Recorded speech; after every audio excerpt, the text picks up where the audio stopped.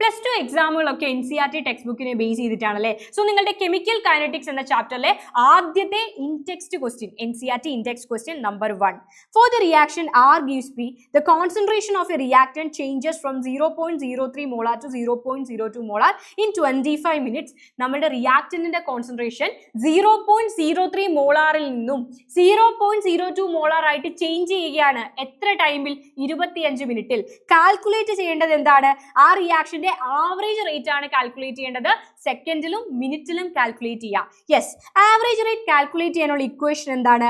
R average is equal to റിയാക്ടന്റിന്റെ ടേമിലും പ്രൊഡക്റ്റിന്റെ ടേമിലും നിങ്ങൾക്ക് ആവറേജ് റേറ്റ് കണ്ടുപിടിക്കാം.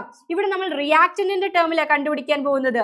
ഇതാണ് നമ്മുടെ ഇക്വേഷൻ. ഇതിൽ റിയാക്ടന്റിന്റെ ടേമിൽ എങ്ങനെയാണ് ആവറേജ് റേറ്റ് എഴുതുക? R average is equal to change in concentration of reactant divided by change in time. And ഇത് റിയാക്ടന്റ് ആയതുകൊണ്ട് തന്നെ അവിടെ ഒരു നെഗറ്റീവ് നിങ്ങൾ കൊടുക്കുക. പ്രൊഡക്റ്റിന്റെ ടേമിലാണെങ്കിൽ നെഗറ്റീവ് സൈൻ വേണ്ട. Okay, yes. ഇനി നമുക്ക് വേണ്ടത് delta R, change in concentration of reactant. എന്ത് ചെയ്താൽ മതി? Final concentration of reactant minus initial concentration of reactant ചെയ്താൽ മതി. ആൻഡ് ഇവിടെ ഓൾറെഡി ഒരു നെഗറ്റീവ് സൈൻ ഉണ്ട്. ഡെൽറ്റ ടി എന്ന് പറയുന്നത് എത്രയാ? 25 മിനിറ്റ്സ് ആണ്. അങ്ങനെയാണെങ്കിൽ R2ഉം R1ഉം എത്രയാ? നമ്മുടെ കയ്യിലുള്ള ഫൈനൽ കോൺസെൻട്രേഷൻ എന്ന് പറയുന്നത് 0.02 മോളാർ ആണ്. ഇനിഷ്യലി നമ്മുടെ കയ്യിൽ ഉണ്ടായിരുന്നത് 0.03 മോളാർ ആണ്. അപ്പൊ R2ന് പകരം എന്ത് സബ്സ്റ്റിറ്റ്യൂട്ട് ചെയ്യാം? 0.02 മോളാർ മൈനസ് R1ന് പകരം എന്ത് സബ്സ്റ്റിറ്റ്യൂട്ട് ചെയ്യുക? തുടക്കത്തിൽ നമ്മുടെ കയ്യിൽ ഉണ്ടായിരുന്നത് 0.03 ഡിവൈഡഡ് ബൈ 25. ഓക്കെ അല്ലേ?